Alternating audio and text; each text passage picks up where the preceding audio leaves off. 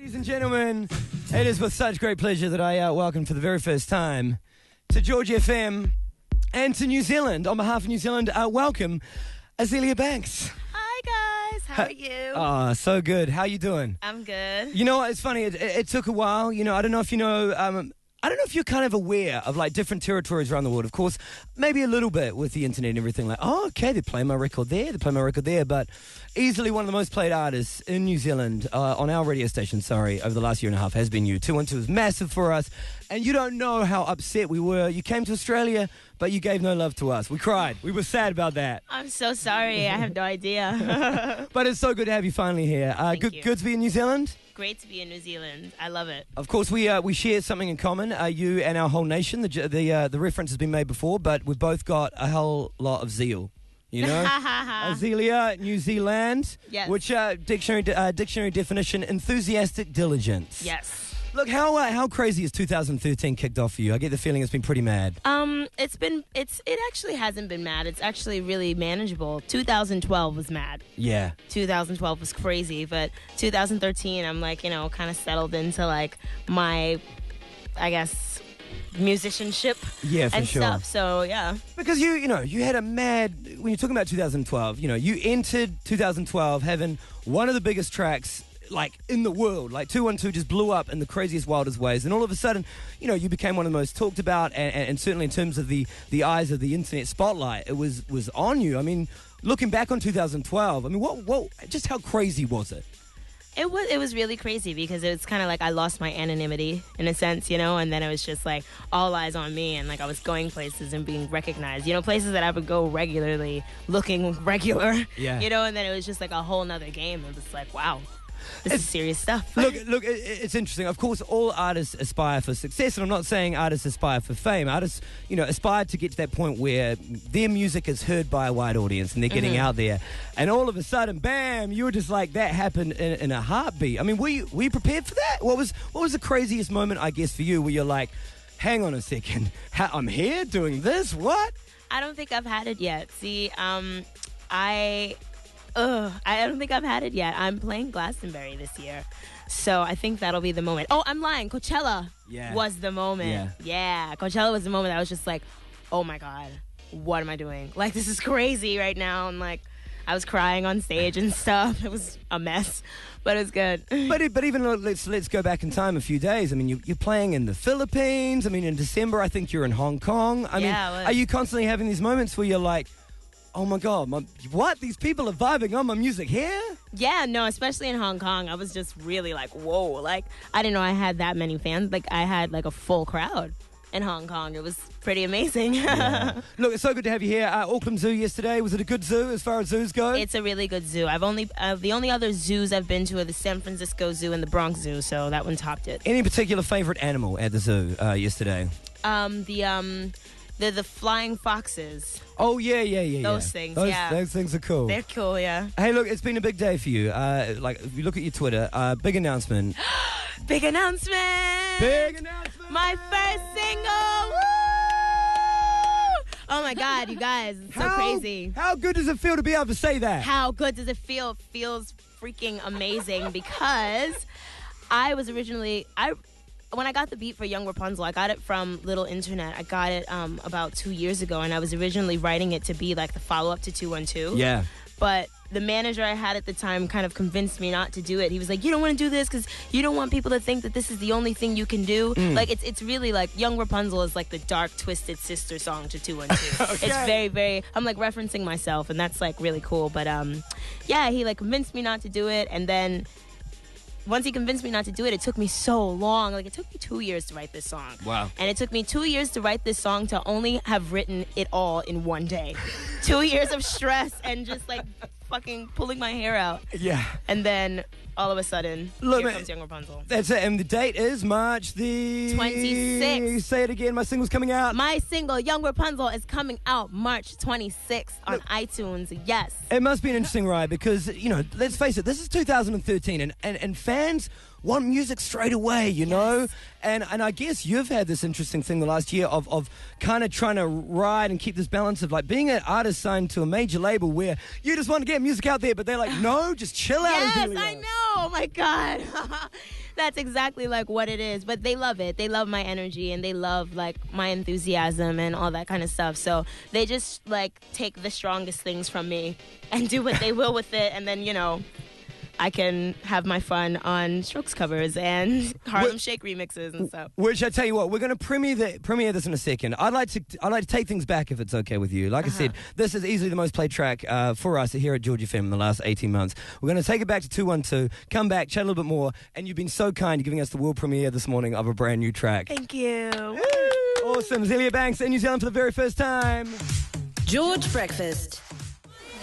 All right, it is currently 6 minutes away from 9 o'clock. This is GeorgeFM Breakfast on a Friday morning. And man, what a Friday morning. Really haven't been this excited in some time. Azealia Banks joining us in the studio. Azealia Banks, good morning. Welcome to New Zealand. Good morning. So look, 212, as I said before, easily the biggest track for us on this radio station. You know, a track that was penned a little while ago. And you know what? That day when you were sitting in the studio kind of recording it, these lyrics that you wrote, did you have any idea that track would blow up in the way that it did? I did, but I didn't think it was going to happen for like 5 years. I was like, this is going to be like some underground classic.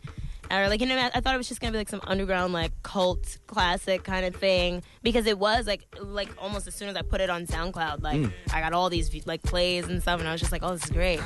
But yeah, it wasn't until I put the video out that it really exploded. Yeah. It exploded fast. Yeah. Like fast. I was like, whoa. What was the moment for you? And I guess obviously, okay, YouTube views are one thing. You can kind of get a gauge. It's another digit. Oh, it's another digit. It's another digit. But when you're in a live situation or you're in a club and you heard it being played and you just like, because, you know, everyone's just singing it and like it's anthemic, where you went, whoa, something is happening with this track that's kind of completely out of my control now. No, yes. I remember the first time I performed in London. I played Hoxton Bar and Grill. It was a 300 capacity show, and that was like my first show. And I remember that was just after I had lost my deal with XL and kind of was feeling like a little defeated as an artist, you know? And it was like a really big like resurgence for me. I was like, whoa, I can do it. Like, I'm back, I'm alive. Like, this is great. I want to say thanks for making it okay for us New Zealanders to use the C-bomb. We do it all the time. It's a thing down here. And it's never been in a song, I swear. And now it's just much more mainstream for us to be able to say it. In fact, I said it at the weekend live to a crowd of like 100 people, and it felt great. It must feel great.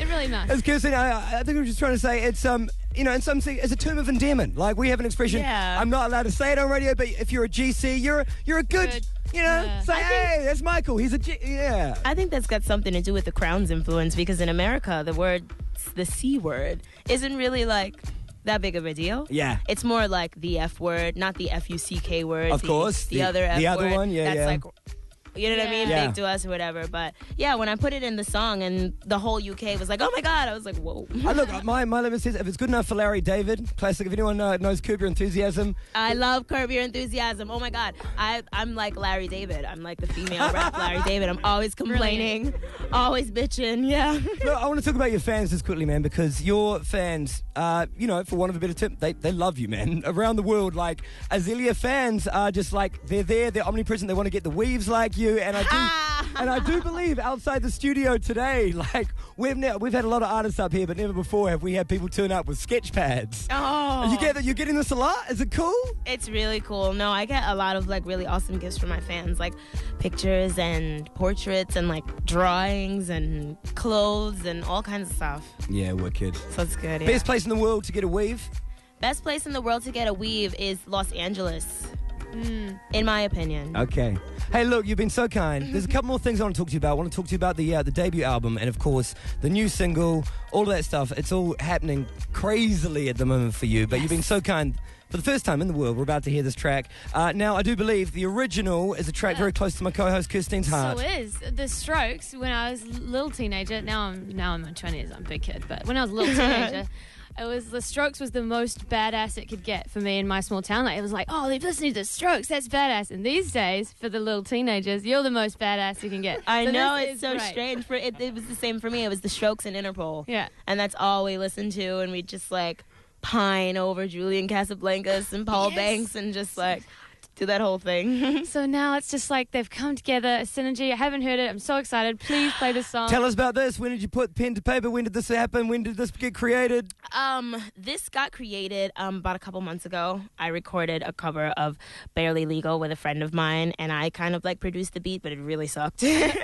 And so he just went over with my vocals, and my friend JB in New York, him and his friend Rob, they have a production duo called Lindbergh Palace. So they basically just refashioned a beat around my vocals and made this really awesome track that we're going to play for you right now. Azealia Banks for the first time in the world. Cover of the Strokes. This is Barely Legal. George Breakfast. I wish we could do this every single Friday. Barely Legal, cover of the Strokes. And will that be out and available for people for free to listen to or something? Yes, I'm going to put it on my SoundCloud right now. Awesome. So you can expect a link from my Twitter page and SoundCloud and all that stuff. And the thing I got to say about you, man, is you really do work with the kind of hottest beat makers in the world right now. Oh, thank you. Chris, this guy out in the Balcony Owls, I got to big him up. Absolutely loving everything he does. People like Machine Drum. And I want to talk about these guys really quickly. Lindbergh Palace, did you say? Yeah. I like their vibe. All right, Azealia Banks joining us in the studio this morning. After the break, we got the news and then a little bit more. I want to talk about the new album and a couple of other exciting things happening in the world of Azealia Banks right now. GeorgeFM Breakfast, special guest, Azealia Banks this morning. We've also got something to play you. Oh, yeah. Could be kind of interesting. Yeah. I think you'll find it kind of interesting. Inspired by. Okay. Coming up after the break. Azealia Banks, one more time. Good morning. Welcome to New Zealand. So good to have you here. Good morning, New Zealand. So, look, got to ask the question. We're pretty excited about the debut album, Broke with Expensive Taste. Do we have a kind of potential date for that roundabout? See, this is the thing. Like, I can't, like, do that anymore, you know, because it's like, if I have it my way, y'all have all the music, like, as soon as it's, like, every time I finish a song, you guys all have it. But, yeah, no, I got the release date for this single, which means that the album's definitely coming within the next, 2-3 months.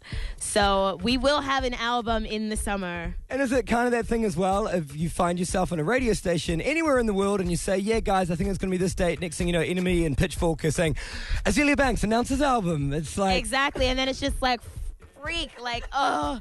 Like, you know, because it's different now, you know what I mean? Like, especially with me, I'm like kind of a renegade artist trying to, like, fit into the major label system. I'm trying my hardest. Yeah. You know, we're like, trying our hardest to, like, work with each other and stuff like that, but it's working, and it's working really well. You were talking about that whole thing earlier on about anonymity, and all of a sudden, you know, everywhere you go in the world now, almost like, you know, gigs, whatever, people know who you are. Is it a crazy thing to think about with social media? Literally every single thing you type, it's going to get retweeted and requoted and repurposed and be all over the internet the next morning. Yeah. I mean, it is crazy, but it's kind of just like, I'm over it now. It's like, like, you know what I mean? Like, I don't know. I feel like the media is, like, more interested in, like, the bad things I say than the good things I say. Yeah. So it's just like, whatever. Well, look, looking forward to the music and the talking, man. Broke with Expensive Taste, the brand new album. It's kind of funny. We were talking off air about this before. Usually when an artist signs to a major label, what happens is being with a major label affords you the luxuries of being able to call in certain guest MC X or big name Y. But the Azealia Banks debut album, it's 100% Azealia. Azealia Banks. 100% Azealia Banks. And yeah, that's I don't know. I like working by myself. Not to say that I don't like collaborating with other people, but like I just never know what to do. You know what I mean? Like I'm always just kind of like I can't really like absorb the vibe, or I can, you know. I'm lying because I've collabed with Lady Gaga and Beyonce and Kanye West and stuff like that. But yeah, usually it's just kind of like strange. It's always just like two like wizards that are just like in a room like. Yeah. And as we talked about before, you know, you really do work with some of the cream of the crop of like underground beat makers in the world right now. What can we expect musically on the album? Everything. Everything. So we got Little Internet on the album. I got Pearson Sound on the album. Right? So you didn't know I knew about that. I know about that. What else have I got on the album? I've got a beat by Skeet. Do you know DJ Skeet? Yeah, totally. Yep. Yeah. He's actually the one who gave me the beat for 212. No when I was way. 18, yeah, I like went out to work with him in LA, and he was like, "You should really rap over this." And I was like, "No, this is weird. Like everyone's gonna call me gay." But I was like, "Wait, I am gay, so I might as well just like do it."